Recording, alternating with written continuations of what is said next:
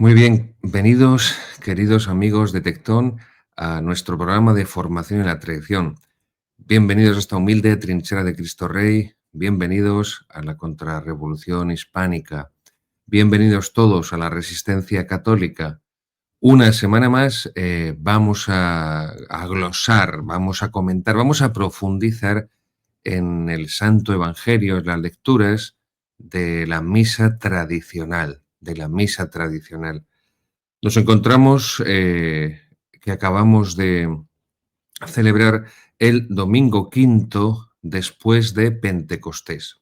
Domingo post-Pentecostés, domingo quinto después de Pentecostés.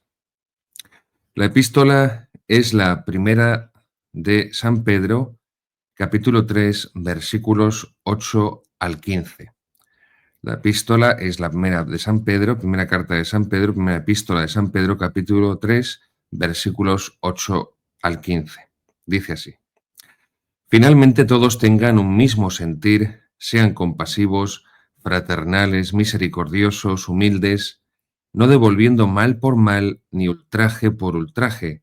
Al contrario, bendiciendo, que para esto hemos sido llamados, para ser herederos de la bendición. Pues quien quisiere amar la vida y ver días dichosos, cohiba su lengua del mal y sus labios de haber engañado. Apártese del mal y obre el bien, busque la paz y sígala. Que los ojos del Señor miran a los justos y sus oídos a sus oraciones, pero el rostro del Señor está contra los que obran el mal. ¿Y quién os hará mal si fuereis celosos promovedores del bien? Y si con todo padeciereis por la justicia, bienaventurados vosotros, no los temáis ni os turbéis. Antes glorificad en vuestros corazones a Cristo Señor y estad siempre prontos para dar razón de vuestra esperanza a todo el que os la pidiere. Y el Santo Evangelio de este domingo quinto después de Pentecostés es el capítulo 5 de San Mateo, versículos 20-24. Capítulo 5 de San Mateo, versículos 20-24. Domingo quinto después de Pentecostés. Porque os digo que si vuestra justicia no supera a la de los escribas y fariseos, no entraréis en el reino de los cielos. Habéis oído que se dijo a los antiguos: no matarás. El que mate será reo de juicio. Pero yo os digo que todo el que se irrita contra su hermano será reo de juicio. El que le llame raca será reo ante el Sanedrín, y el que le dijere loco será reo de la gehenna del fuego. Si vas pues a presentar una ofrenda ante el altar y allí te acuerdas de que tu hermano tiene algo contra ti, deja allí tu ofrenda ante el altar, ve primero a reconciliarte con tu hermano y luego vuelve a presentar tu ofrenda. Bien, San Agustín tiene en sus numerosísimos comentarios a la Sagrada Escritura, en sus sermones, pues trata sobre estas lecturas de este domingo quinto después de Pentecostés, por ejemplo, en el sermón 82, y hace una, ¿cómo decirlo? Una explanación, una explicación pormenorizada sobre la diferencia entre la ira y el odio. Y dice así San Agustín de que no todo el que se aira, no todo el que se deja llevar por la ira, significa que odie. Dice San Agustín en este sermón 82, hay una gran diferencia entre el pecado de la ira y la crueldad del odio. Nos airamos con nuestros hijos, sin embargo, ¿quién puede decir que odia a sus hijos? No podríamos educar a nuestros hijos si alguna vez no nos indignáramos y nos airáramos con ellos, ni les corrigiéramos si no les amásemos. Por lo tanto, no todo el que se aira odia. ¿Cuánto mejor sería airarse y corregir a los hijos y no airarse y permitir que no airarse, perdón, no airarse y permitir que hagan el mal? Habla también San Agustín de que mientras la diferencia entre la ira y el odio es que la ira es momentánea, el odio es conservado, es, sí, guardado en el alma, dice. Muy grande diferencia hay entre la ira y el odio. Convenzámonos que para poder cumplir lo primero, debemos evitar el odio. Cuando tenemos una viga en el corazón, claramente es lo que no vemos en el ojo del hermano para quitarle su paja.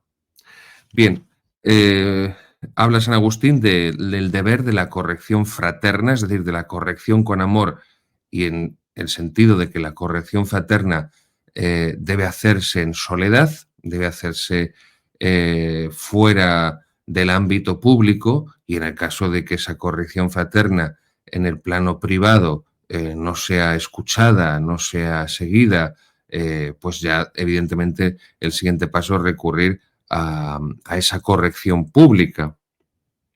Habla San Agustín de que para hacer esa corrección, insisto, que es una corrección de amor, quien no corrige a quien debe corregir, no le ama.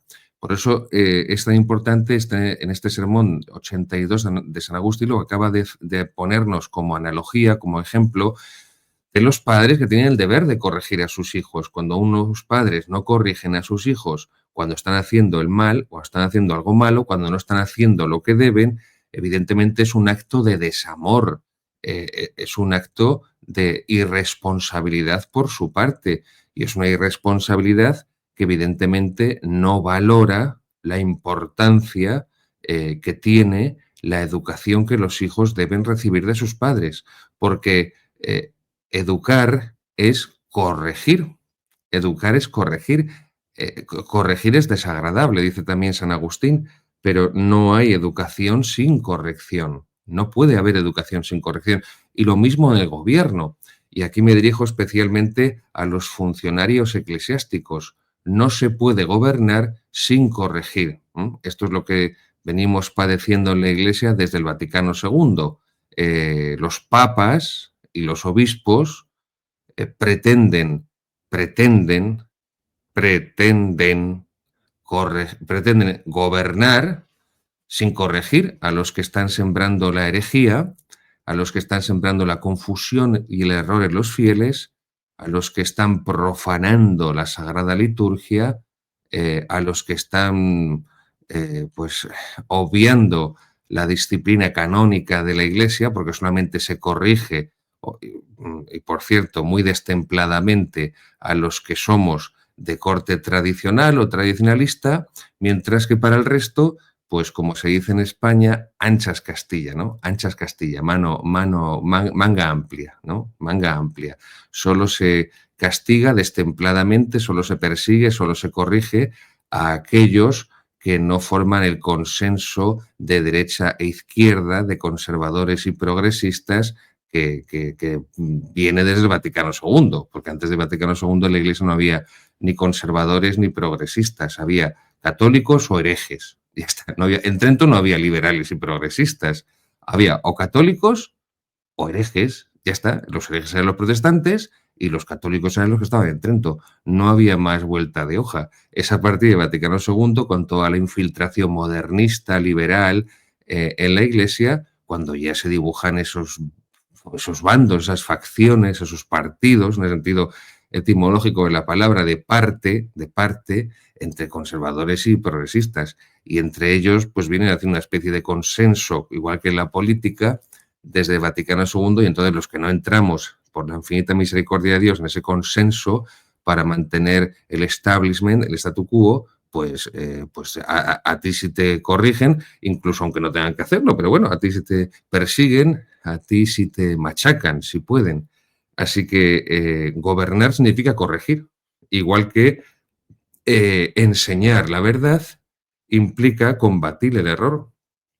Y este es otro problema que tenemos en la Iglesia. Primero, que la inmensa mayoría de los sacerdotes y los obispos no quieren predicar la verdad, porque eso significa que van a perseguirte, que van a criticarte, que van a ridiculizarte. Pero lo segundo es que cuando los buenos al menos quieren enseñar la doctrina católica, evitan por todos los modos, por todos los medios y formas y maneras, corregir el error, porque les van a decir que están muy centrados. A mí me lo han dicho, que hablaba mucho del pecado cuando predicaba, que hablaba mucho del pecado. Yo decía, bueno, pero es que Jesucristo se ha hecho hombre, se ha encarnado y ha muerto en la cruz para salvarnos del pecado. Si no predicamos del pecado, pues entonces Jesucristo ha venido para decirnos que seamos buenecitos, para que seamos buenecitos. Entonces, bueno, creo que nos destruimos todo el dogma católico y toda la religión cristiana si no predicamos del pecado. Y máximo hoy en día cuando nadie habla del pecado, cuando todo el mundo ha perdido el sentido de pecado, incluso la propia Iglesia. Por eso es tan importante que tengamos claras estas palabras de San Agustín. Es muy importante. Se debe corregir y se debe corregir con amor. Y el desamor es no corregir. El desamor es no corregir a quien debe hacerlo, al sacerdote con sus fieles, al obispo en su diócesis, con sus sacerdotes, con los fieles también, con los religiosos, porque los religiosos actúan como si fuera una iglesia independiente, una iglesia paralela al margen del resto de la iglesia, y los religiosos también deben obediencia a su correspondiente obispo. Pero bueno, habla San Agustín también de la diferencia y del paralelismo que hay entre el odio y las tinieblas, y cómo el que odia a su hermano se encuentra en las tinieblas, porque le ha matado, ha sido homicida con él en su corazón. También habla San Agustín cómo el odio es corruptor y cómo es necesaria la oración para pedir el perdón que tenemos que dar a nuestros enemigos. Perdona nuestras deudas, como también nosotros perdonamos a nuestros deudores. Necesitamos suplicar a Dios, a la Santísima Virgen, a todos los santos, que nos concedan la gracia del perdón divino. Nosotros no podemos, no tenemos la fuerza necesaria para dar el perdón cristiano. Somos pecadores, somos limitados, somos pobres y somos débiles, tenemos que aceptarlo. Luego, a aquellos que nos han hecho daño, a aquellos que nos han ofendido, a aquellos que nos odian, a aquellos que nos desean el mal, que se alegrarían y que se alegran cuando nosotros sufrimos, también a ellos hay que perdonarles. Perdona nuestras deudas, como también nosotros perdonamos a nuestros deudores. Le pedimos a Dios que perdone nuestros pecados, y esas son las palabras de su Hijo cuando nos enseñó la oración de los hijos de Dios, la oración del Padre Nuestro, pero, como dice San Agustín, se nos impone una condición: perdona nuestras deudas como también nosotros perdonamos a nuestros deudores. Es un mandato. Dios da por hecho que no puede conceder su perdón si nosotros no concedemos a su vez el perdón al prójimo que nos ha ofendido. Luego, recibiendo el perdón de Dios, es como podemos perdonar al prójimo. Si nos negamos a perdonar al prójimo, nos negamos a recibir el perdón de Cristo. San Agustín también habla de que ese perdón tiene que ser otorgado con generosidad, como el de Cristo hacia nosotros, y termina este sermón 82, aunque luego continúa en sus narraciones sobre los salmos, en sus comentarios sobre los salmos también, en el número 25, también en el sermón 50, hay muchos escritos de San Agustín sobre estas cuestiones, y nos habla de esa justicia que tiene que ser superior a la de los fariseos, es decir, la justicia, la santidad de un cristiano significa una bondad que tiene que ser mucho mayor que la de un pagano, que la de un ateo, que la de un agnóstico, que la de un no cristiano. Lo que ocurre es que de los últimos 60 años venimos sufriendo en la Iglesia una secularización interna, y esto lo decía a menudo Benedicto XVI, una descristianización interna, una apostasía episcopal. Empieza por el episcopado, continúa por el sacerdocio, por los religiosos, luego ya llega hasta los fieles. Entonces la propia Iglesia se ha desacralizado de tal forma y de tal manera que lo único que es capaz hoy en día de decir al mundo es que tenemos que ser buenos, solidarios, llevarnos bien, ayudar a los pobres, y para eso no hace falta ser cristiano. Lo que está señalando San Agustín precisamente es, también en el sermón 106, en el sermón 129, es que no será por cita de San Agustín, es que la justicia, y saben, queridos seguidores, que justicia en la Biblia, especialmente el Antiguo Testamento, aunque también continúan partes de significado en el Nuevo, sobre todo los Evangelios, ya San Pablo habla propiamente de santidad, pero justicia equivale a santidad. Por ejemplo, cuando se habla de San José como un varón justo, se está refiriendo a que es un varón santo, es un varón santo. Pues esa santidad que se reclama al fiel, es decir, esa imitación de Jesucristo que muere rezando, que muere pidiendo el perdón para sus verdugos, Padre, perdónales porque no saben lo que hacen, ese perdón distintivo de Jesucristo, de su obra, de su vida, de su predicación, es el que el cristiano no tiene que fabricar, porque no podemos fabricarlo. Es el que tiene que comunicar porque a su vez previamente lo recibe de Dios. Evidentemente esto es algo que nos supera, insisto, por completo y no podemos llevarlo a cabo, no podemos vivirlo sin la gracia de Dios, sin la gracia de Dios que se nos transmite a través de los sacramentos y sin la gracia de Dios que se nos transmite también a través de la oración. A través de la oración, y la oración más grande que tenemos es la Santa Misa, la más importante, el centro del cristianismo.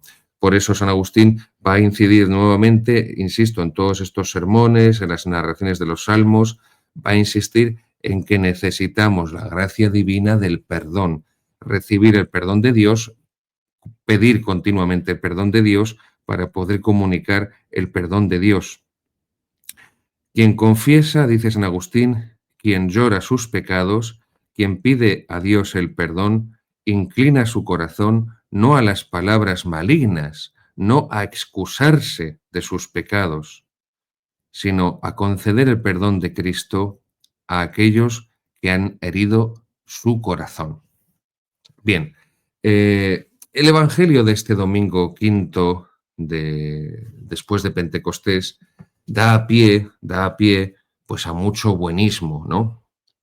Por esa, insisto, por esa interpretación antropocéntrica, torcida, buenista, filantrópica que tenemos en la Iglesia desde, insisto, desde el 1965, pues muchos fieles que asistan o que habéis asistido, mejor dicho, a la misa nueva, pues esto también depende de cada sacerdote, pero normalmente pues yo he sido párroco 15 años en pastoral rural y en pastoral urbana y esto es más o menos el Evangelio. Cuando toca este Evangelio en la misa nueva, estamos en el rito tradicional, en el rito católico, en la misa de la tradición, en la misa de siempre.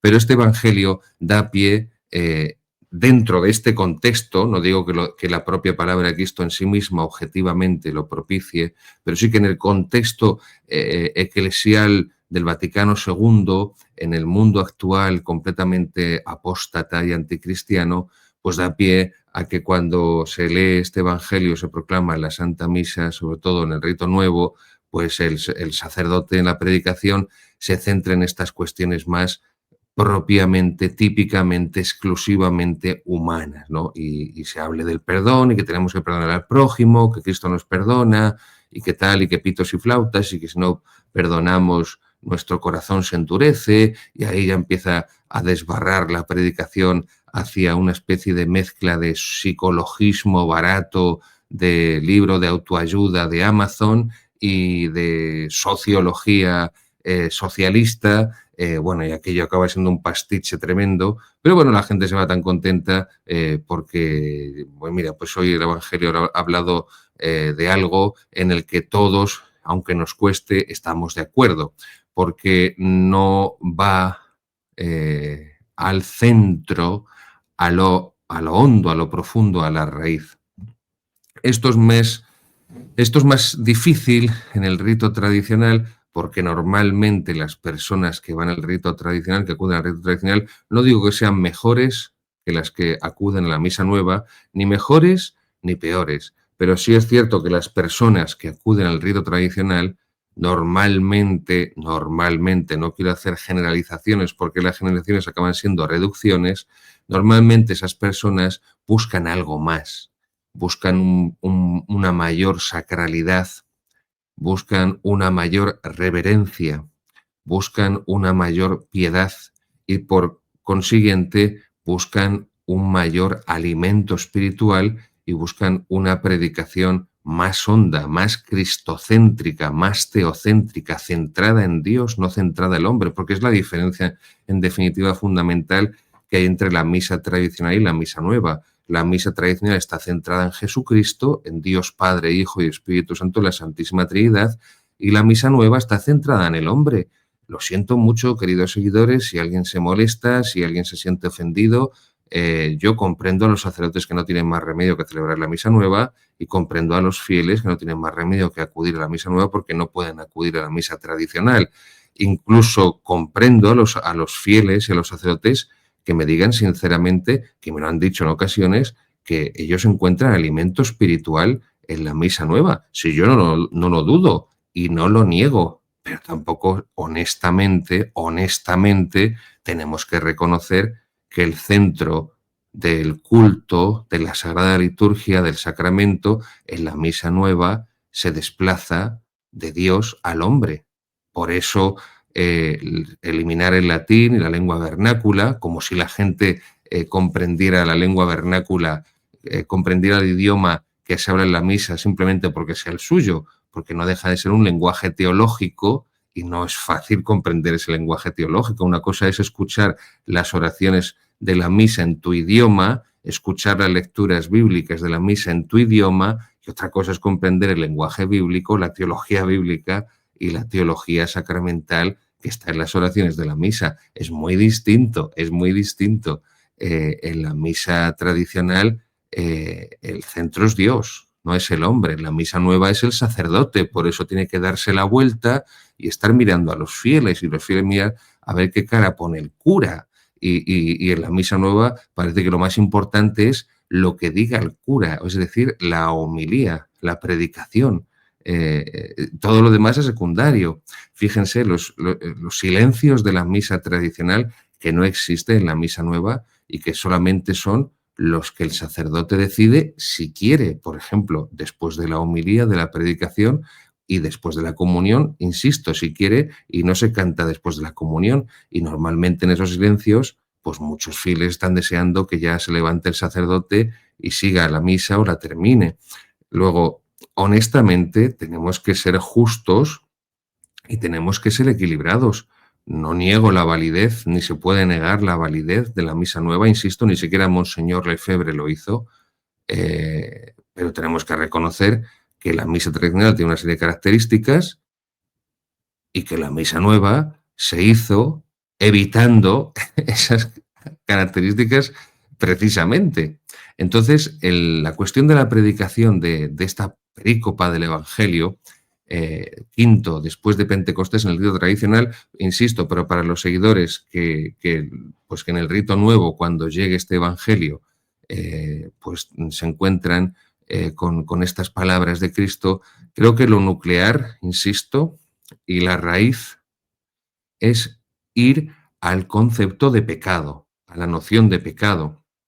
Porque en el Evangelio, en este capítulo quinto de San Mateo, Jesucristo nos está hablando de un pecado. Jesucristo nos está hablando de un pecado. Nos está hablando del pecado contra la caridad. Si vas a presentar una ofrenda ante el altar y allí te acuerdas de que tu hermano tiene algo contra ti, deja allí tu ofrenda ante el altar, ve primero a reconciliarte con tu hermano y luego vuelve a presentar tu ofrenda. Dice San Agustín, ¿por qué? Porque a Dios le interesas más tú que tus cosas, que tu ofrenda. Le interesa más tu alma, la salvación eterna de tu alma, que las ofrendas, que las cosas que puedas presentarle, porque en definitiva las cosas que puedas presentarle como ofrenda deben ser, o mejor dicho, no pueden no ser un reflejo de lo que hay en tu corazón. Luego, si en tu corazón quieres hacer esa ofrenda a Dios, empieza evidentemente por la ofrenda de tu alma. La ofrenda material es consecuencia de la ofrenda de tu alma. Por eso es más importante y es previa la ofrenda material del alma, perdón, la ofrenda espiritual del alma que la ofrenda material que puedas poner. Y ahí está, insisto, el núcleo de estas palabras de este Evangelio de Jesucristo: el pecado contra el prójimo, la falta de caridad contra el prójimo, que en definitiva, pues evidentemente es una falta de caridad contra Dios. Y por eso es muy importante comprender qué es el pecado. ¿Qué es el pecado?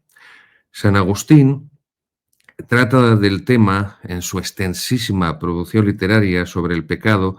Lo que ocurre es que él no escribe propiamente una obra monográfica dedicada al pecado, pero sí encontramos una definición indirecta, por decirlo de alguna manera, sobre el pecado en San Agustín, que dice así: todos los pecados se reducen a una sola realidad, que quien los comete se separa de las cosas divinas, se separa de Dios, que son de verdad estables, y se vuelve a las cosas mudables, a las cosas inciertas.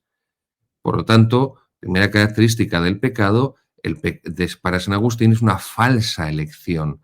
El hombre elige las cosas del mundo, elige el mundo, se elige a sí mismo, en lugar de elegir a Dios. De aquí vendrá esa definición escolástica del pecado que el propio Juan Pablo II, nada escolástico, por cierto, trae en su encíclica Reconciliación y Penitencia. El pecado es aversio a Deo et conversio ad creaturas. El pecado es la aversión a Dios, el rechazo de Dios, de las cosas divinas, como dice San Agustín, y la conversio, el volverse la vuelta a las criaturas, a las cosas creadas, a las cosas del mundo que no son Dios. Así que primera característica muy importante del pecado es una falsa elección. Así lo define San Agustín, es una falsa elección. Continúa diciendo: la voluntad se separa del bien común e incomunicable, es decir, de Dios. La voluntad se separa del bien común e incomunicable y se vuelve a su propio bien exterior, pero que es un bien inferior. Así es como se peca. Y se vuelve a lo exterior porque el hombre es soberbio, es lascivo, es curioso. Se entiende curioso en el sentido de curiositas, es decir, la curiosidad malsana. Esto lo explica muy bien la segunda parte la segunda parte de la segunda de la Suma Teológica de Santo Tomás de Aquino, pero no vamos a irnos ahora con Santo Tomás. Ya llegaremos en otras ocasiones a centrarnos en la doctrina de Santo Tomás sobre algunas cuestiones, que por cierto, la doctrina de Santo Tomás sobre la ira, y como sobre el pecado, como sobre el perdón, es de una riqueza impresionante. Pero estamos con San Agustín. Por lo menos durante este año litúrgico estaremos siguiendo las lecturas de la misa tradicional con San Agustín, profundizando en ellas, y por eso insisto, una vez más se lo recuerdo, por eso este programa se emite después de cada domingo de la misa dominical, para que la palabra de Cristo que ustedes han escuchado en la misa tradicional, o si no pueden asistir normalmente a la misa tradicional, puedan profundizar en ella, pero a posteriori. Sigue diciendo San Agustín que el pecado consiste en pretender utilizar aquello de lo que hay que disfrutar y en disfrutar de aquello que se debe usar. Aquí San Agustín está haciendo un análisis psicológico de una finura extrema. Es decir, vamos a ver, vamos a explicarlo. La perversión lleva al hombre a usar y a abusar, a convertir en uso e instrumentalizar aquello que produce placer y que con este fin está así ínsito, está así en nuestra naturaleza humana. Los ejemplos más inmediatos son los relativos a los grandes gozos que acompañan a dos deberes fundamentales de la naturaleza humana, como son el de la subsistencia y el de la procreación. El hombre inicia el proceso de degeneración en el momento en el que disfruta, frui se dice en latín, de viene fruición, disfruta habitualmente y sin medida y los convierte en objeto habitual de goce y de placer en lugar de utilizarlos en orden al fin que le es propio. Es decir, es propia de la naturaleza humana la subsistencia y por eso Dios creador ha querido que el hombre encuentre un placer bueno en las relaciones sexuales, evidentemente dentro del matrimonio, que es donde pueden, que mejor dicho, donde se completa en toda su extensión, el pecado de lujuria viene cuando el hombre pervierte ese orden divino y ese orden natural, insisto, que está escrito, que está ínsito en nuestra naturaleza humana. La función, esto es la función de la procreación. La función de la subsistencia, pues cuando se peca de gula, cuando se peca por gula, porque Dios ha querido que el hombre encuentre un placer en su alimentación, porque sirve para su subsistencia, ¿no? Como antes decía, respecto a la procreación, con referencia a la sexualidad humana. Pero cuando el hombre, para su subsistencia, en lugar de utilizar la alimentación como un medio y la convierte en un fin, es cuando cae en el pecado de la gula, bien sea en la comida, bien sea en la bebida. Dios quiere que el hombre disfrute de la comida, de la subsistencia, del alimento cotidiano, que es un regalo de Dios, y por eso bendecimos la Santa Mesa para reconocer y agradecer ese regalo que Dios nos hace de que no nos falte un plato de comida cada día, pero cuando eso se utiliza mal, se desordena, se saca fuera, se invierte contra el orden divino, como decía San Agustín, se rechaza, se separa de las cosas divinas, de las cosas estables, se vuelve a las que son mudables, a las que son inciertas. Pues pidamos a Dios que comprendamos en profundidad qué es el pecado y así de ese modo podamos tener un conocimiento, una persuasión, una presencia continua de cómo ofende a Dios, de cómo hiere a Dios nuestro pecado.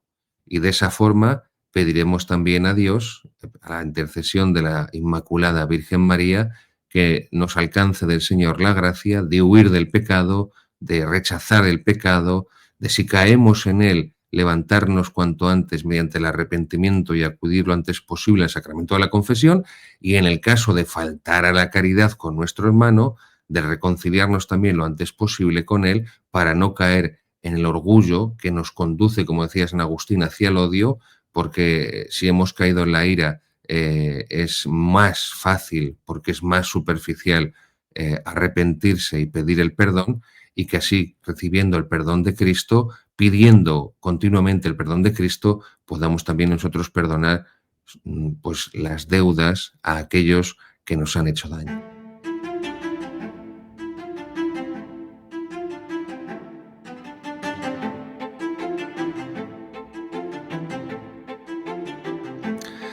Queridos amigos, seguimos con esta segunda sección con la explicación del Catecismo Credo, Compendio de la Fe Católica del gran obispo católico Monseñor Athanasius Schneider. Recuerden que estamos con la segunda parte sobre la moral, el buen obrar, como lo llama Monseñor Schneider, la moral, el buen obrar, la lex vivendi.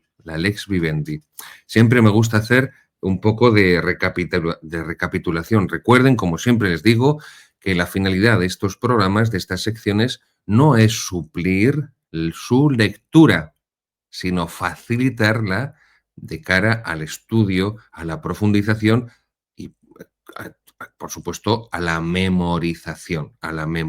Lo que no se memoriza no se puede aprender bien. Y lo que no se puede aprender bien no se puede comprender bien, y es más difícil creer en aquello en lo que no podemos comprender bien porque no conocemos bien, y no podemos amar lo que no conocemos.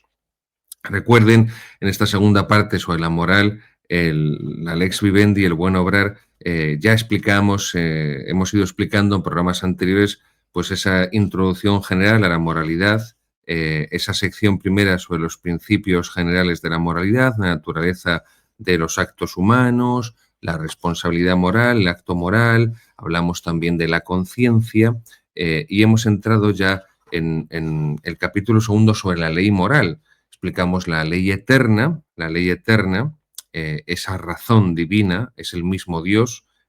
Aquí todas las referencias del Catecismo de Monseñor Schneider son de la Suma Teológica de Santo Tomás de Aquino. El Catecismo de Monseñor Schneider es un catecismo totalmente tomista, y por supuesto no puede faltar toda la doctrina riquísima de los padres de la Iglesia, porque no olviden que Monseñor Schneider es un experto patrólogo, un experto teólogo en la teología, en la patrología de los santos padres, de los padres de la Iglesia, de los primeros teólogos de la Iglesia. Bien, en el último programa explicamos la ley natural que era la ley natural. Recuerden la definición de Santo Tomás, la Suma Teológica, la ley natural, de la ley natural. La ley natural es la participación de la ley eterna en la criatura racional. Es decir, la ley eterna para el hombre es la ley natural. La ley eterna de Dios para el hombre es la ley natural. Pero apréndanse esta definición tomista de ley natural porque la mayoría del clero y del episcopado mundial la desconoce por completo. La ley natural es la participación de la ley eterna en la criatura racional. Es sintomático que la Iglesia haya dejado de predicar y de enseñar la ley eterna y por lo tanto, la ley natural de Dios. No se habla de la ley natural, no se habla en la catequesis, no se enseña a los niños y a los jóvenes, los sacerdotes no hablan de la ley natural, los obispos menos todavía, hay un silencio sobre la ley natural. Durante el pontificado de Juan Pablo II, como era un papa moralista, un teólogo moral, y por eso siempre recomiendo la lectura de la encíclica más importante de todo el largo pontificado de 27 años de Juan Pablo II, que es la encíclica sobre teología moral Veritatis Splendor de 1993. La encíclica Veritatis Splendor de 1993 es la encíclica más importante, más decisiva de todo el pontificado de Juan Pablo II, sin duda ninguna, sin duda ninguna.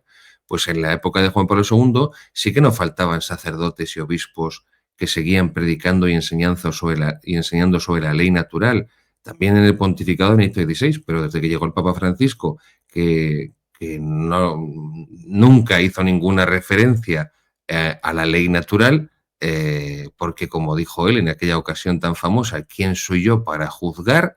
¿Quién soy yo para juzgar? Por santidad, usted es el sucesor de San Pedro. Usted es el Papa, el pontífice romano.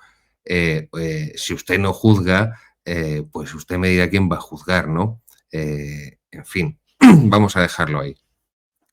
Pero bien, desde que llegó el Papa Francisco en el 2013 al solio de Pedro, de San Pedro, pues la Iglesia se dejó de enseñar y de transmitir y de predicar la ley natural. Y por eso es tan importante que conozcamos la ley natural, la ley que está en la naturaleza humana, máxime cuando hoy es completamente contestada y negada por todo el movimiento homosexualista, la ideología de género, el transexualismo, los LGTB-JHK-LMNO y todos esos movimientos que están en el propio seno de la Iglesia. No lo olviden, el mismo Papa Francisco lo reconoció y pueden buscar en Internet. Lo bueno de Internet, una de las cosas buenas que tiene, es que es una inmensa hemeroteca. Y en una de sus más de 300 entrevistas, porque el Papa Francisco saben que tenía esa afición completamente desordenada por las entrevistas, le encantaban las entrevistas, pues en sus más de 300 entrevistas concedidas durante su larguísimo pontificado de 12 años, en una ocasión le preguntaron por la mafia lavanda, es decir, por la mafia sodomítica que hay en el Vaticano, y él reconoció que había una mafia sodomítica en la curia vaticana. Pero bueno, como si reconoce que, pues no sé, que el Borussia de Dortmund pues va a ganar la Champions League. No había más problema, pero no piensen que me invento cosas. Pueden buscarlo en Internet, pero bueno, que reconoció que había una mafia sodomita, la mafia conocida como la Banda Vaticana, pero pues ya está. Pues aquí paz y después gloria, ¿no? Pues como si tú eres gordo, yo soy flaco, como si eres delgado y tú eres negro, yo soy blanco, o tú tienes el pelo blanco, yo lo tengo negro, pues no hay más problema. Es muy importante la ley natural. Seguimos avanzando ya con la ley divina positiva. La ley divina positiva. Número 42. Número 42. ¿Qué es la ley divina positiva? Dice Monseñor Schneider. Aquella que Dios ha revelado directamente a la humanidad para ayudarnos a alcanzar nuestro fin sobrenatural de la felicidad con Él en el cielo. Dios ha revelado esa ley divina positiva a la humanidad para poder llegar a la bienaventuranza eterna, a la contemplación de Dios en el cielo, como nos dice San Pablo, cara a cara, porque lo veremos tal cual es. Número 43. cómo se divide, perdón, esa ley divina positiva? Y sigue aquí Monseñor Schneider, la suma teológica, estamos en la cuestión 91, en la, perdón, en la prima secunde, la segunda parte de la primera, prima secunde, cuestión 91, artículo 5. Esa ley divina positiva, esa ley divina, ¿qué división tiene? Primero, dice Santo Tomás, la ley antigua, la ley nueva. Ley antigua y ley nueva, es decir, la ley antigua, el Antiguo Testamento, la ley mosaica y la ley cristiana, el Nuevo Testamento. Se puede decir que la ley antigua, la ley mosaica, comprende todo lo que fue revelado antes de Cristo, insisto, valga la redundancia, el Antiguo Testamento, mientras que la ley nueva comprende fue inaugurada, mejor dicho, por Cristo, y permanecerá para siempre, permanecerá para siempre. Es decir, el Papa Francisco no es más misericordioso que Jesucristo, con eso de que quién soy yo para juzgar.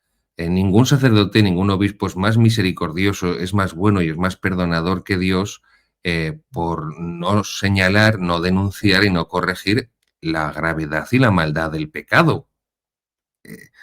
Es que parece que Jesucristo entonces era malo, no era misericordioso, porque predicaba del pecado, predicaba del infierno, hablaba del demonio, de los pecadores que se condenan, pero nosotros somos más misericordiosos que Cristo.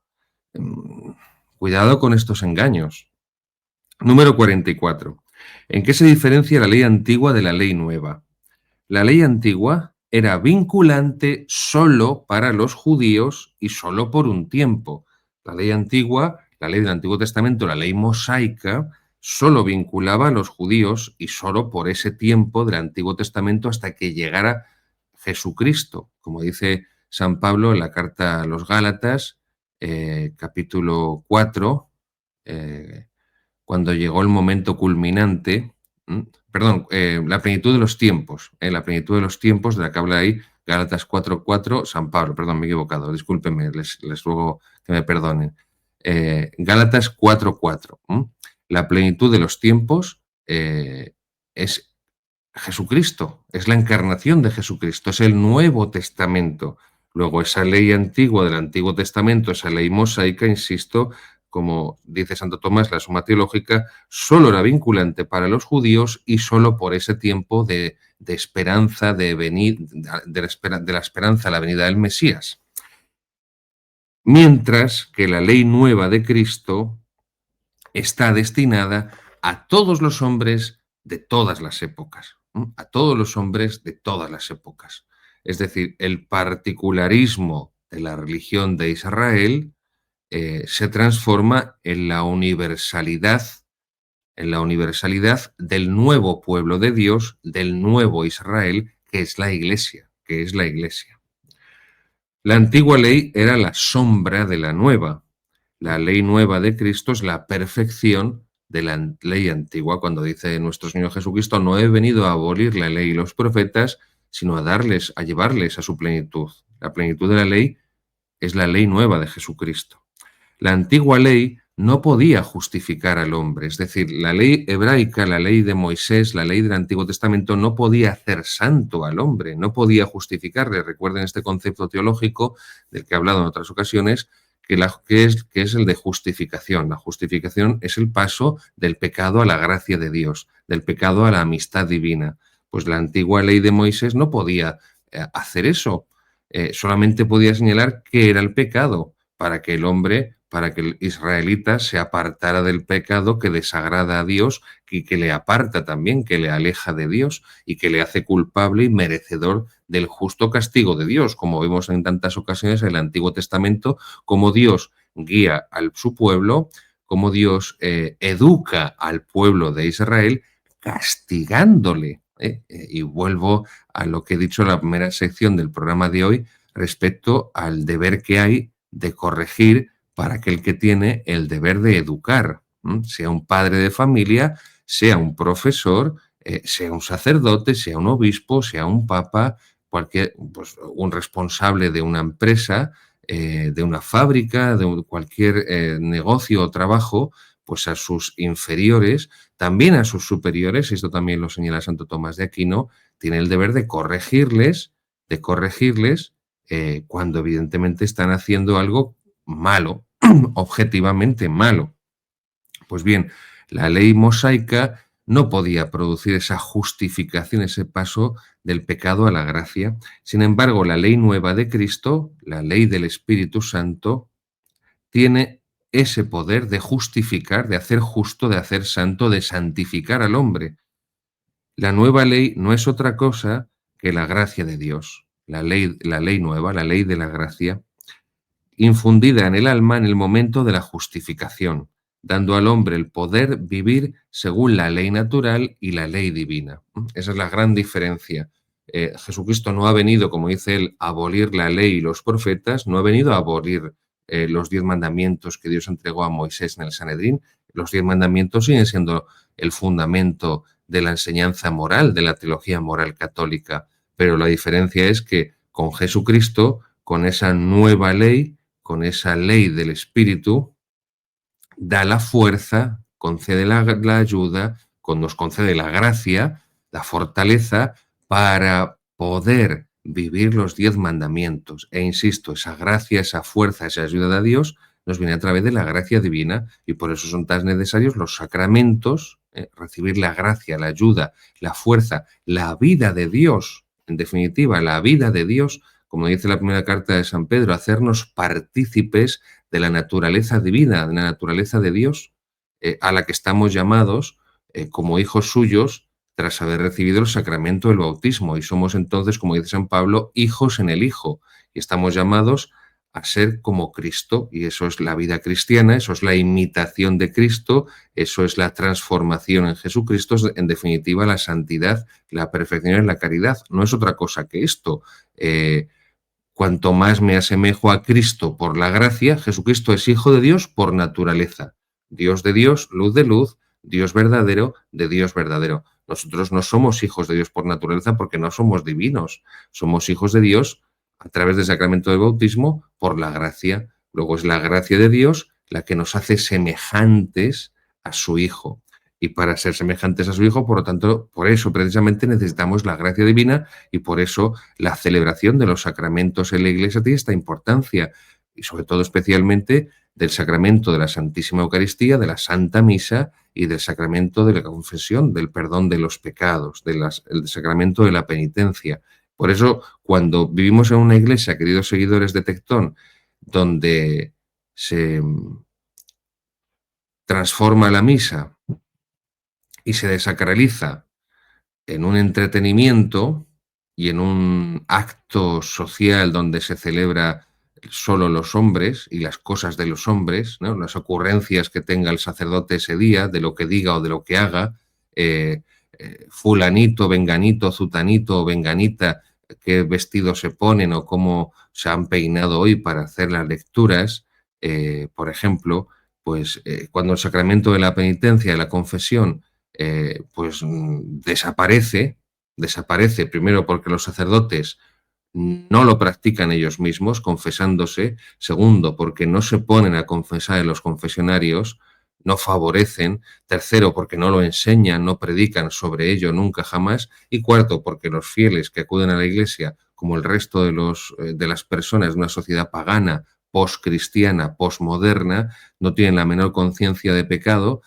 pues evidentemente una iglesia donde esos sacramentos tan importantes como el de la Santísima Eucaristía, el de la confesión, están en esta situación, pues la gracia, la ayuda, la fuerza divina, la vida de Dios en el alma, evidentemente brilla por su ausencia.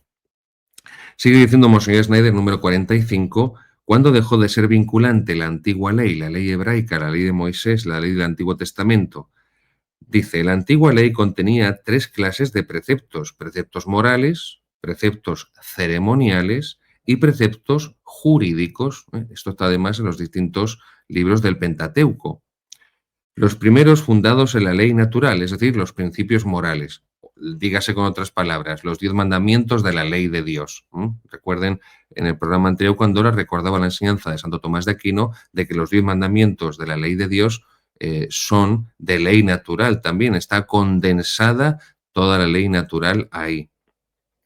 Y como Duns Scoto decía que solamente los 3 primeros, que se refieren directamente a Dios, y como luego ya Occam, con el nominalismo, con el voluntarismo, decía que ninguno de los 10 mandamientos era de ley natural. Bien, y por tanto podían cambiar, Dios los podía cambiar como quisiera, y no dirás falso testimonio ni mentirás, pues Dios podría hacer, si Él quisiera por su voluntad, que mentir fuera una cosa buena y no mala. Bien.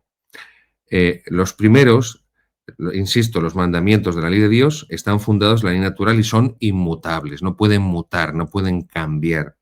Los segundos, los preceptos ceremoniales y los preceptos jurídicos, que encontramos, por ejemplo, en el libro del Levítico, muchos preceptos ceremoniales y jurídicos, en el libro de los Números, dejaron de ser vinculantes con la venida de Jesucristo, nuestro divino Rey y legislador. Esa última palabra la pone precisamente ahí Monsignor Schneider para recordarnos esa ley nueva, esa ley del Espíritu Santo, el Evangelio de la Gracia que nos ha traído Jesucristo, la ley nueva, la ley nueva. Jesucristo es el nuevo legislador, no porque invente una legislación distinta a la que había del Antiguo Testamento, sino porque su nivel de exigencia es todavía más grande, porque nos da, insisto, la fuerza y la gracia para poder vivirla. Es decir, un ejemplo muy sencillo que es muy fácil de comprender.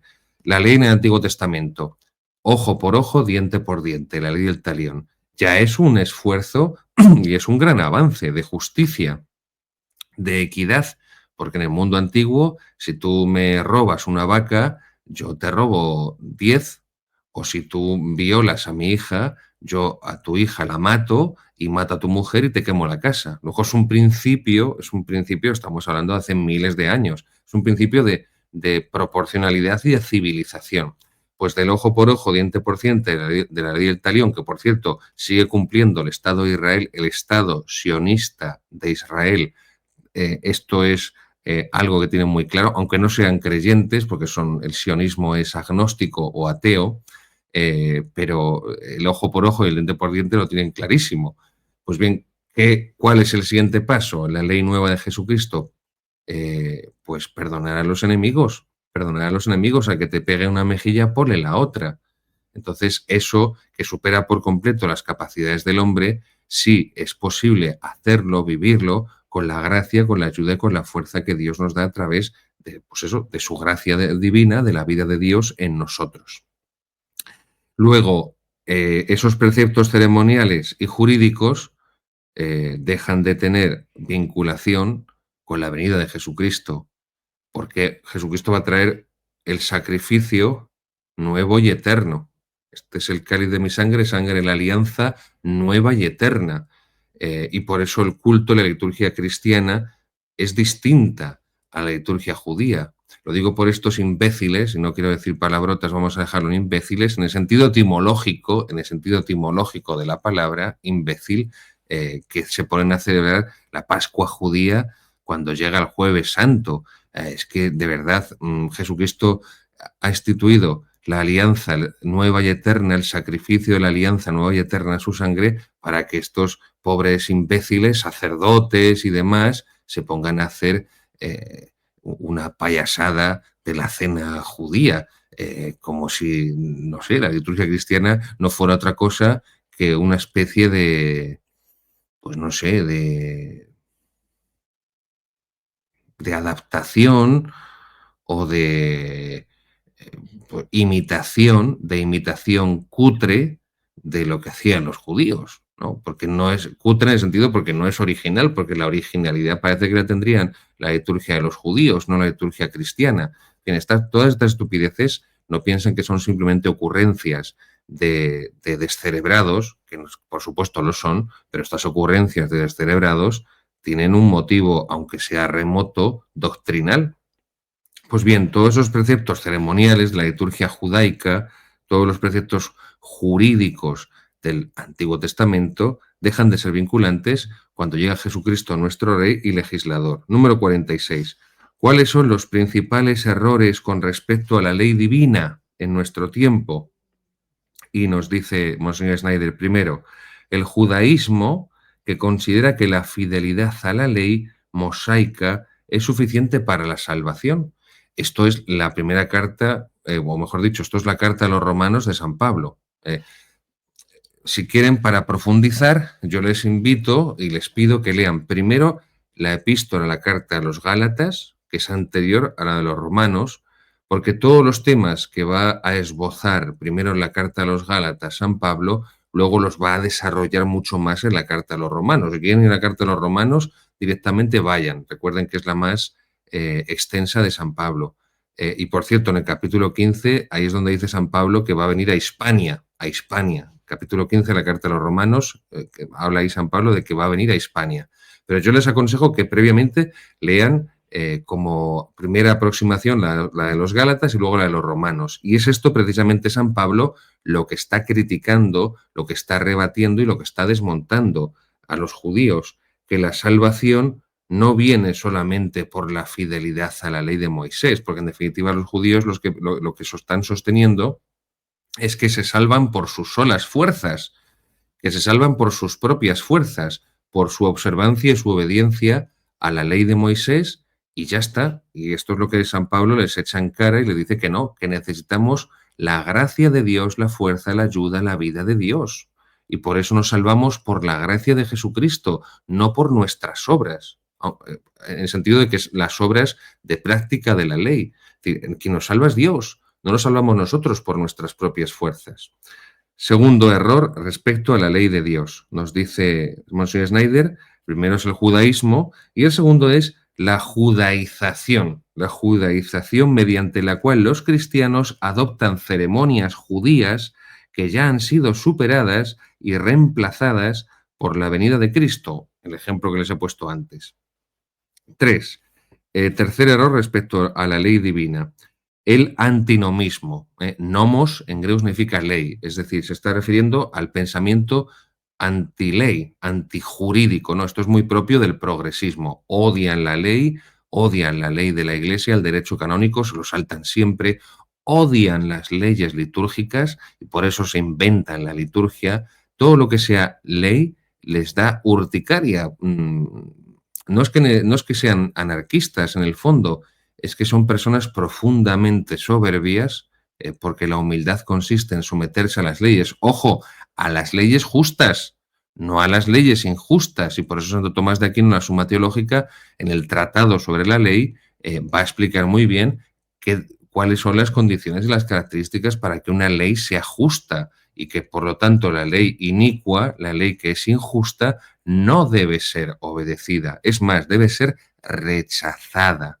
Y también ahí expone muy bien Santo Tomás qué leyes el hombre no tiene por qué obedecer y cuáles otras que sí tiene que obedecer y en qué condiciones, pero bueno, esto nos llevaría muy lejos. Pero esto es muy importante. Ese antinomismo, ese odio hacia la ley, sostiene que los cristianos están exentos de cualquier ley moral, de cualquier obligación moral, ¿no? Esta sentencia de San Agustín, que ha sido absolutamente deformada, prostituida y desnaturalizada por el pensamiento protestante, por la cultura y la teología protestante, que es la siguiente: ama y haz lo que quieras. Esto, evidentemente, tiene un contexto en San Agustín, pero si, como digo siempre, la descontextualizas, si ese texto lo sacas de su contexto, lo conviertes en un pretexto para lo que a ti te dé la gana sostener.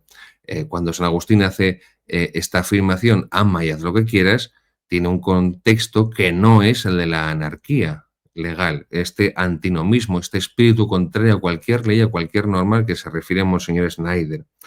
El cuarto error respecto a la ley divina es el liberalismo moral, que afirma que la ley divina, en su aspecto inmutable, que no puede mutar, que no puede cambiar, en su aspecto inmutable de los 10 mandamientos, es un ideal abstracto, es un ideal imposible y, en definitiva, es un ideal perjudicial de observar en las circunstancias concretas de la vida del hombre. Bueno, pues esto es Esto es Amoris Laetitia.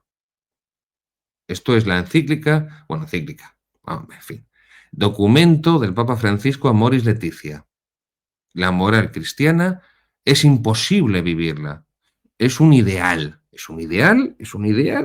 al que, bueno, pues hay que tender, es un ideal al que hay que acercarse, hay que intentar ver cómo podemos acercarnos a él, pero un ideal, en defin no podemos llegar a él, no podemos llegar a él. Bueno, pues esto es Amoris Laetitia.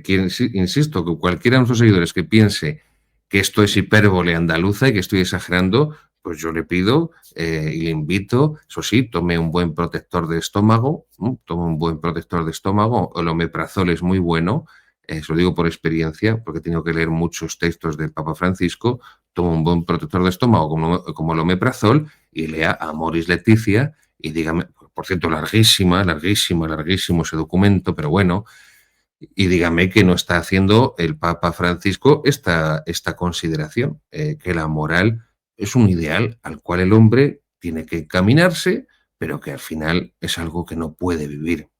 Que en cierto modo, esto es lo que viene a decir también Lutero. Cuando Lutero, hablando de la moral, del sexto y el noveno mandamiento, dice que son imposibles de vivir. Sí, son imposibles de vivir para el hombre, pero con la gracia, la ayuda, la fuerza, la vida de Dios en nosotros, sí se puede vivir, porque Dios no nos pide imposibles, como dice San Agustín, Dios no nos pide imposibles. Recuerden que Lutero era agustino y lo que hace Lutero es pervertir toda la teología agustiniana, empezando por el comentario de San Agustín en la carta a los Romanos, pretendiendo que nos salvamos solo por la fe, no por las obras, no por las obras. Los judíos dicen que nos salvamos solo por las obras y Lutero dice que nos salvamos solo por la fe sin las obras. Pero lo que dice la doctrina católica es que nos salvamos por la fe con las obras. Ven esos dos extremos, el extremo judaico y el extremo luterano, uno por exceso y otro por defecto, y la doctrina universal católica tradicional, que sostiene que nos salvamos por la fe y por las obras. Termina diciendo Monseñor Schneider también, muy interesante, el quinto enemigo, el quinto error principal de la ley divina es el gradualismo. ¿Qué es esto? Afirma que las personas pueden tener una relación correcta con Dios y estar en estado de gracia, volviéndose gradualmente, poco a poco, mientras siguen viviendo en el pecado mortal. Es decir, vuelvo otra vez a Moris Laetitia, de que, bueno, pues tú estás viviendo en pecado, bueno, pues poco a poco, ¿no? Poco a poco, gradualmente, gradualismo, poco a poco, hay que intentar volverse hacia Dios poco a poco, pero claro, no se corta con lo que separa de Dios, que es el pecado mortal. Entonces, mientras no se corta con el pecado mortal que separa y aleja de Dios, ni que nos merece el castigo justo del infierno, pues eso no es una conversión. Eso no es una conversión, por eso no es casual que desde el Papa Francisco la única conversión de la que se habla es la conversión ecológica. Ahí tienen ese otro bodrio de Laudato Si, y esto parece ser que es lo único. Solamente se llama, desde que llegó el Papa Francisco, solamente nos llama a la conversión sinodal, ojo, la conversión sinodal y a la conversión ecológica. Pero la auténtica conversión, la verdadera conversión, la única que puede haber, que es la conversión a Jesucristo, que es una metanoia, es decir, es un cambio de mente, un cambio de mentalidad, para que podamos decir con San Pablo, nosotros tenemos la mente de Cristo, el cristiano es el que tiene la mente de Cristo y por eso tiene los sentimientos de Cristo, la conversión mental, la metanoia, la conversión profunda, espiritual, que implica evidentemente la conversión moral. Esto ha dejado de predicarse en la Iglesia y en su lugar pues se predica eso, la conversión sinodal, que es la conversión al luteranismo, al protestantismo, y la conversión ecológica, que es la conversión pues a que nos volvamos como Greta Thunberg. Vamos a dejarlo aquí, queridos amigos. Continuaremos en el próximo programa, en esta sección del Catecismo de Monseñor Schneider, con la ley humana. Hemos expuesto la ley eterna, la ley natural, la ley divina positiva y concluiremos esta sección con la ley humana.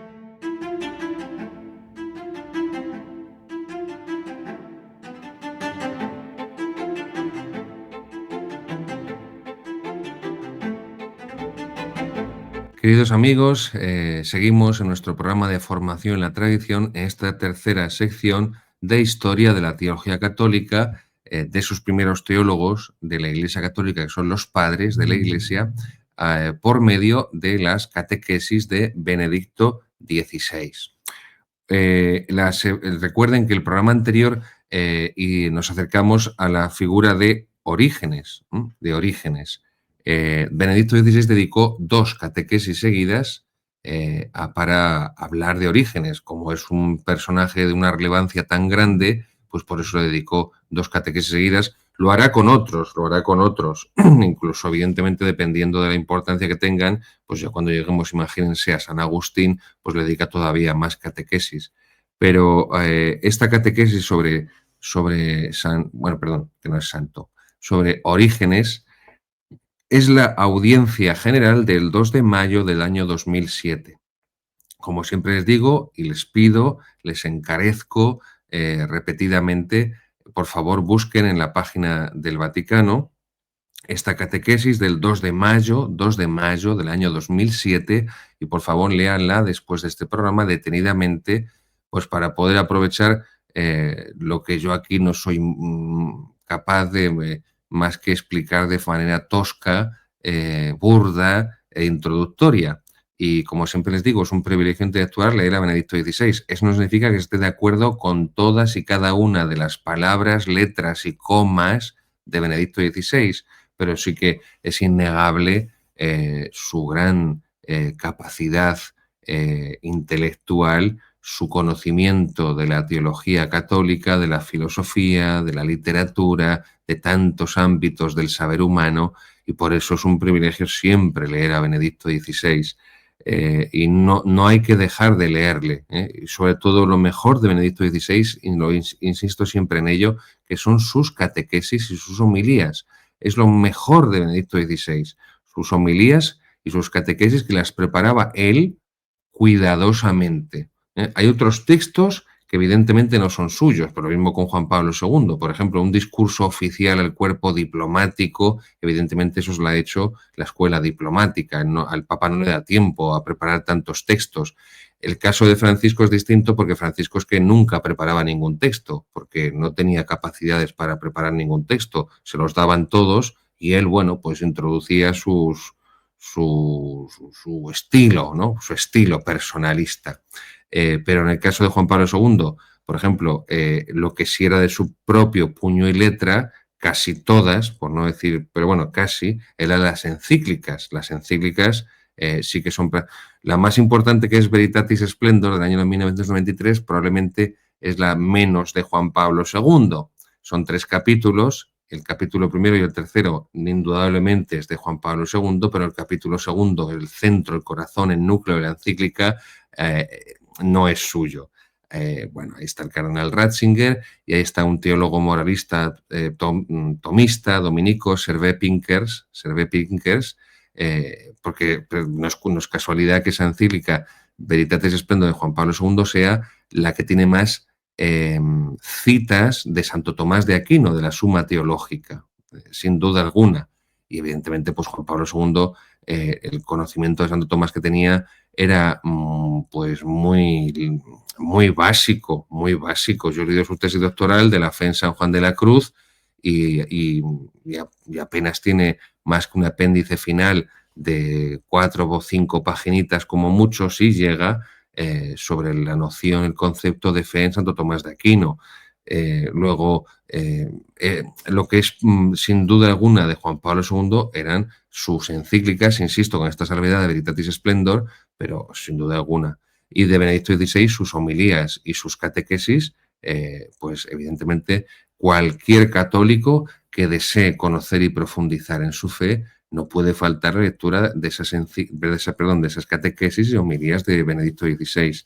Pues bien, esta catequesis del 2 de mayo de 2007 versa sobre la doctrina de Orígenes. Ya habló en la catequesis anterior Benedicto XVI, sobre todo sobre la biografía, sobre la vida de Orígenes, y un poco una introducción general pues a su pensamiento, ¿no? Sobre todo su interpretación, su exégesis bíblica. Aquí en la doctrina de esta catequesis de Orígenes, Benedicto XVI se va a centrar en dos temas teológicos, que son su enseñanza sobre la oración y su enseñanza sobre la Iglesia. Dice Benedicto XVI, habla de un tratado sobre la oración, un escrito, una obra sobre la oración que tiene Orígenes y que también les invito a buscarla y a que la lean, que es el tratado sobre la oración, ¿no? Así, sobre la oración de Orígenes. Porque dice Benedicto XVI, y así se ve, en cuanto comienzas a leer un poco a Orígenes, que toda su producción exegética, toda su producción, es decir, exegética bíblica, toda su producción teológica, él la mezcla continuamente con enseñanzas sobre la oración, sobre la oración. Es decir, Orígenes enseña de esta forma que no pueden separarse la teología de la oración, es decir, la teología de la vida espiritual, porque la vida espiritual no es solamente la vida de oración, la vida espiritual es la vida del espíritu y por lo tanto es una unidad.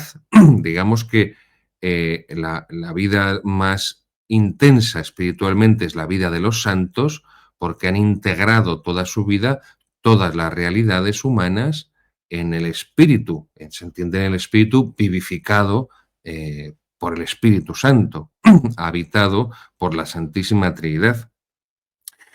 Pues toda la riqueza de pensamiento teológico no la desarrolla Orígenes solamente en el campo académico, sino que la funda en la experiencia de la oración, en el contacto con Dios. Es decir, es una teología profundamente espiritual. Es una teología profundamente interpretada y vivida en clave de oración, en clave de diálogo con Dios, de escucha con Dios, de unión con Jesucristo. Y esto yo lo he señalado en muchas ocasiones y seguiré señalándolo pues hasta que me muera, hasta que Dios decida llamarme a su seno.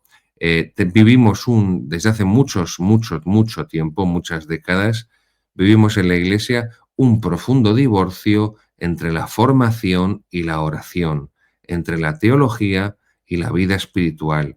Tenemos fieles que tienen vida de oración, pero prácticamente no tienen formación, ni sienten la necesidad de tener formación. Y esto es lo grave, porque cuando hay una verdadera vida espiritual, cuando hay una verdadera vida de oración, de contacto y de unión con Cristo, la persona quiere conocer a Jesucristo, quiere conocer la doctrina, la verdad de Jesucristo, las cosas de Jesucristo, por decirlo de manera más genérica. Y por lo tanto esa persona busca, desea formarse más, formarse mejor, comprender más y mejor toda la riqueza doctrinal de Jesucristo, que es la riqueza doctrinal de la Iglesia. Cuando un fiel no tiene la menor inquietud ni el menor deseo de formarse, es que algo está faltando en su vida de oración, algo está faltando en su vida espiritual, algo está faltando en su vida de contacto y de intimidad con Jesucristo, con Dios nuestro Señor, porque no siente esa necesidad, no siente esa necesidad. Y por eso tenemos que, y es lo que humildemente, muy humilde y muy modestamente intento en este programa de formación a la tradición, intento colaborar que la teología, que la formación doctrinal vaya de la mano de la vida espiritual, de la vida de oración, que no tienen que estar enfrentadas de manera dialéctica, así como Hegel sostiene o Fichte primero, sino que tienen que ir de la mano. Entonces, necesitamos una espiritualidad profundamente teológica para que no degenerar en lo que estamos padeciendo en la Iglesia de este pentecostalismo que nos está invadiendo, este sentimentalismo irracional que está invadiéndonos en la Iglesia y por eso la espiritualidad tiene que ser profundamente teológica y la teología tiene que ser profundamente espiritual. Primero porque prácticamente hoy se hace muy poco teología en la Iglesia, la decadencia teológica es absoluta, es brutal.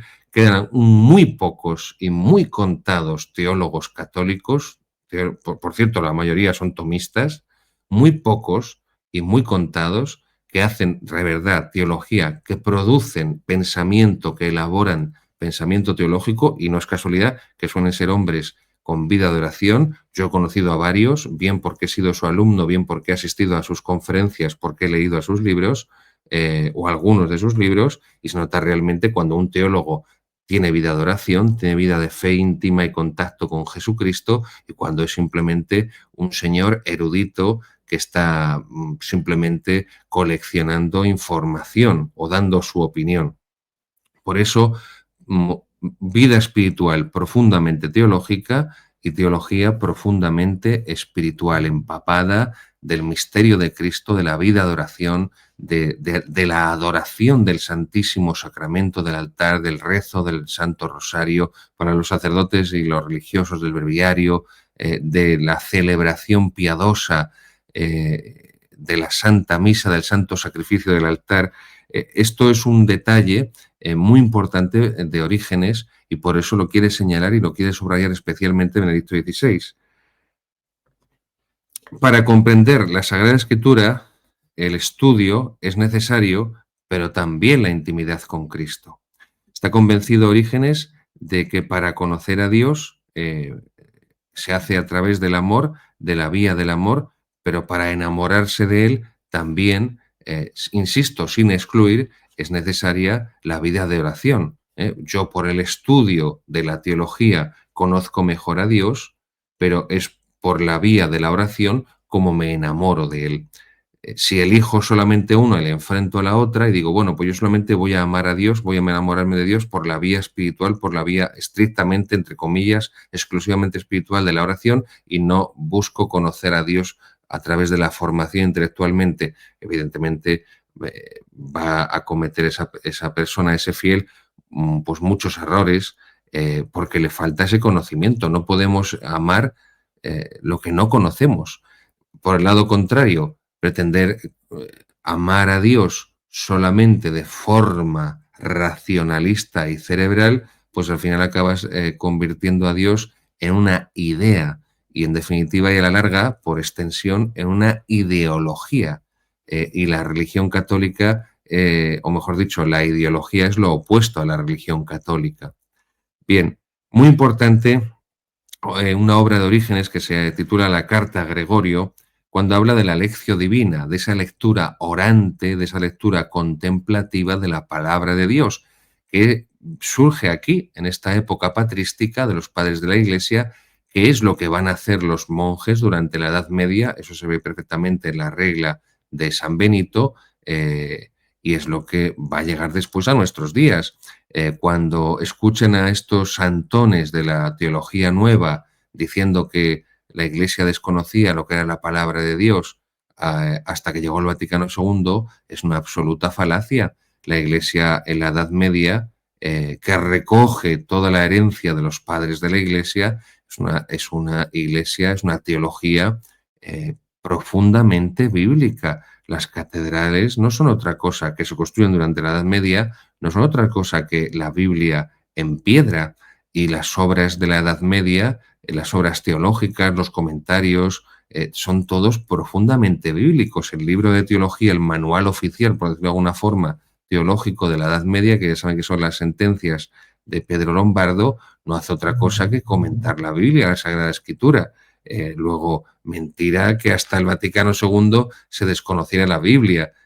La Biblia era perfectamente conocida, la palabra de Dios era perfectamente conocida, por supuesto, y por lo tanto, falsedad también de que hasta que llegó Lutero estaba negado el conocimiento bíblico a los fieles de la Iglesia. Por supuesto que es completamente falso. No podemos creernos, queridos seguidores, la propaganda y la publicidad del adversario. No podemos aceptar las reglas de juego del adversario, porque significa que vamos a perder el partido. Aceptar las reglas de juego del enemigo, del adversario, implica perder el partido. No podemos creernos y tragarnos la mentira protestante de que son ellos los que conocen la Sagrada Escritura y que nosotros no la conocemos. Es completamente falso. Pues bien, habla también de la lección divina. Y dice Benedicto XVI que San Ambrosio, obispo de Milán, aprendió a leer la Sagrada Escritura a través de las obras de Orígenes, que es ese gran comentador de la Sagrada Escritura. Después San Ambrosio lo va a introducir en Occidente a través de San Agustín, y de San Agustín va a llegar a esa tradición monástica medieval, y de esa forma llegará también hasta nosotros. Luego, esta práctica de la lección divina, de la lectura orante y contemplativa de la palabra de Dios, a través de Orígenes pasa a San Ambrosio, de San Ambrosio de Milán pasa, padre de la Iglesia, perdón, doctor de la Iglesia, pasa a San Agustín, doctor de la Iglesia. A través de ahí va a llegar a todo el inmenso y riquísimo monacato medieval, y de esa forma se va a expandir en la Iglesia hasta el día de hoy.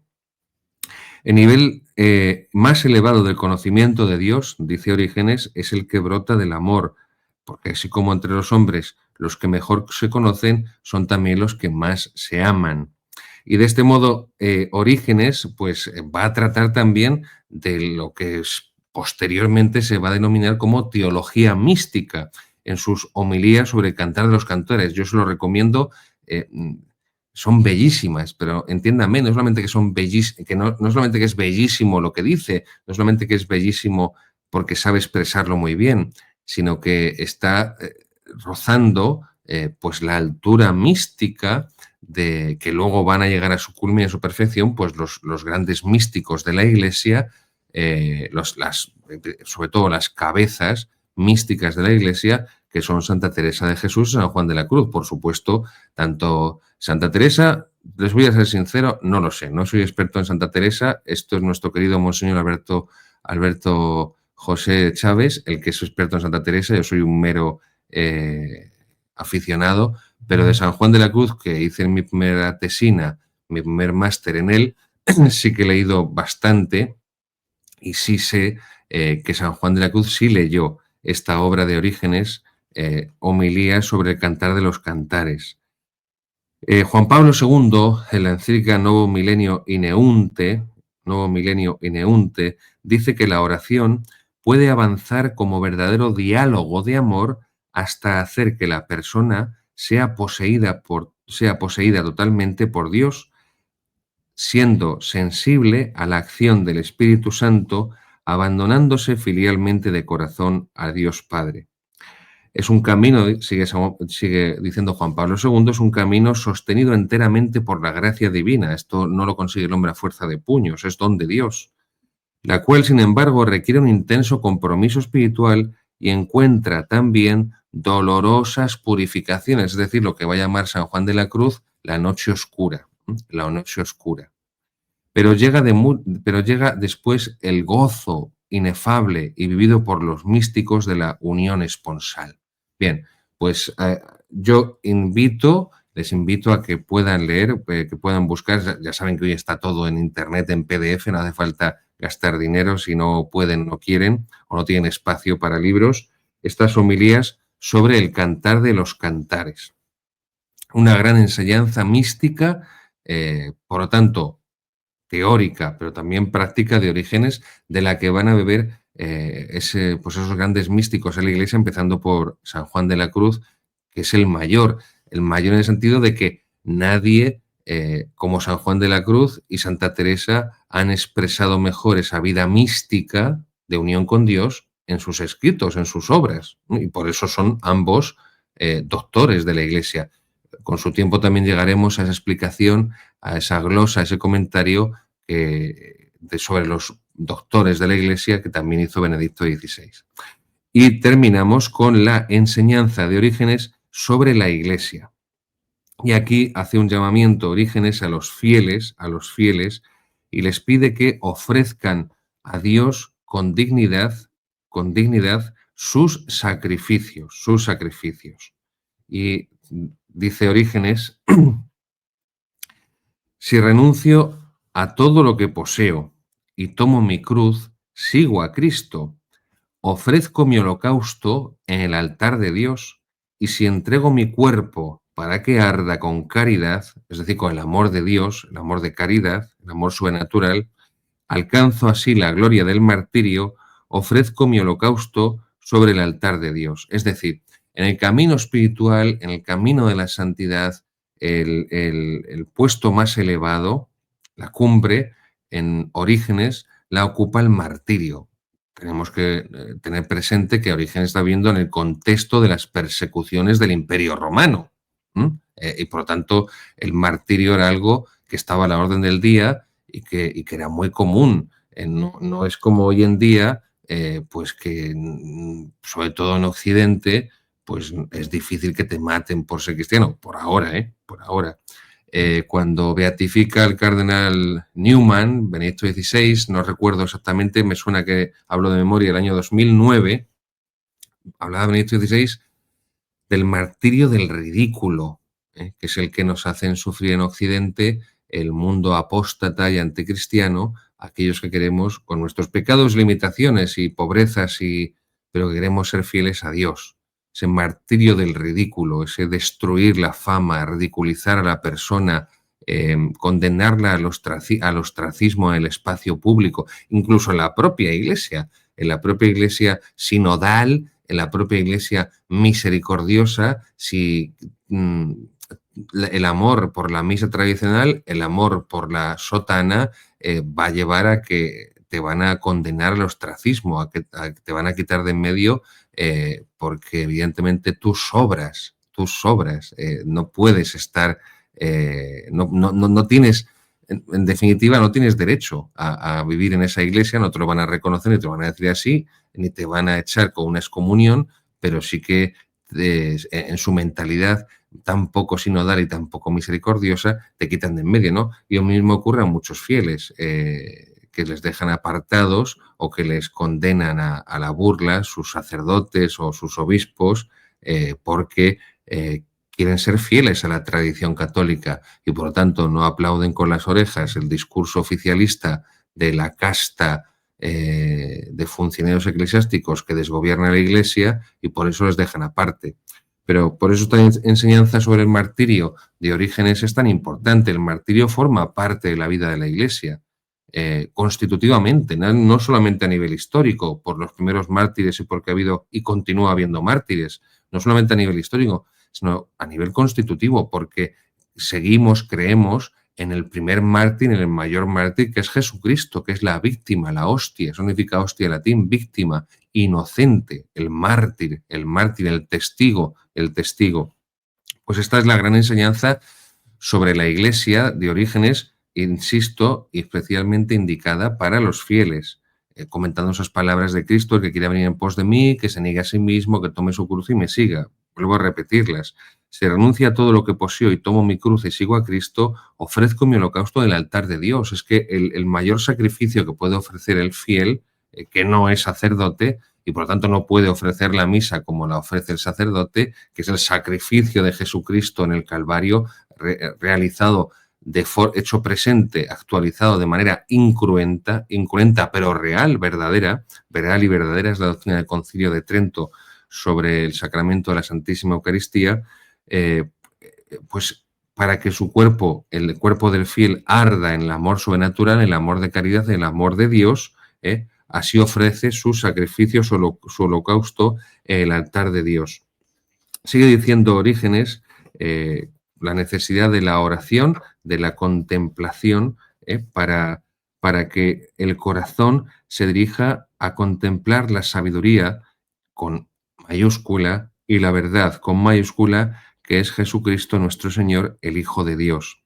Y vamos a concluir cuando termina en esta teología para lo que podríamos denominar teología para seglares o teología para laicos, en esta enseñanza sobre la Iglesia de Orígenes, cuando dice que para ofrecer ese sacrificio a Dios, ese sacrificio que es renunciar a uno mismo, la abnegación, tomar nuestra cruz de cada día, para ofrecer a Dios ese sacrificio, el fiel tiene que ofrecerlo dignamente, y no puede hacerlo con vestidos impuros, es decir, con el alma sucia por el pecado mortal, sino que tiene que usar vestidos distintos a los de los demás hombres. Se refiere a estar revestido con el alma limpia por la gracia de Dios, por el perdón de los pecados, y así puede ofrecer su sacrificio al fuego divino. Se refiere a los antiguos sacrificios del Antiguo Testamento, igual que eran los paganos, sobre todo el sacrificio de holocausto, que se llamaba, donde la víctima, el animal que era sacrificado, pues se quemaba, se consumía. y haces por eso ese llamamiento Orígenes a la pureza, la virtud de la santa pureza desaparecida por completo de la predicación y la catequesis de la Iglesia, la virtud de la pureza, de la santa pureza, de la honestidad de vida, ¿eh? y, pues no podía ser de otra manera, por supuesto, en Orígenes, del conocimiento de la Sagrada Escritura, del conocimiento de la Sagrada Escritura. Bien, pues concluimos a Orígenes, no es padre de la Iglesia porque no es santo, pero sí es un autor eclesiástico y aunque tiene algunos errores doctrinales, pero tiene mucho bueno y aprovechable y por eso como autor eclesiástico lo mismo va a suceder con Tertuliano, que Dios mediante será el siguiente autor que veamos, pero sí su enseñanza sigue teniendo amplias partes, en amplias porciones, pues está completamente en comunión con la doctrina católica. Así que esta catequesis, esta enseñanza sobre la oración, sobre la mística, sobre esa unión de teología y espiritualidad, vida de oración, conocimiento profundo, especulativo, científico de Dios, que es la teología, y esta perspectiva de cómo el fiel en la Iglesia tiene que ofrecer a Dios ese sacrificio, ese holocausto con su alma limpia de pecado, pues esta es en definitiva la enseñanza de Orígenes y todo ello, por supuesto, pues envuelto en el conocimiento de la Sagrada Escritura, en el conocimiento de la palabra de Dios. Yo les recomiendo, si no lo hacen, que dediquen 5 minutos diarios a leer la palabra de Dios. Sobre todo que empiecen por el Nuevo Testamento. Empiecen por el Nuevo Testamento, comiencen con el Evangelio de San Mateo, sigan después Mateo, Lucas, Marcos, Juan. Bueno, pero empiecen así, Evangelio de San Mateo, luego sigan con Marcos, luego sigan con Lucas, sigan con Juan, las cartas de San Pablo, ya dejen para el último el Apocalipsis porque habrá muchas cosas que no van a comprender porque no es fácil la comprensión del Apocalipsis, pero sí les pido y les hago esta propuesta. Solo 5 minutos, solo 5 minutos.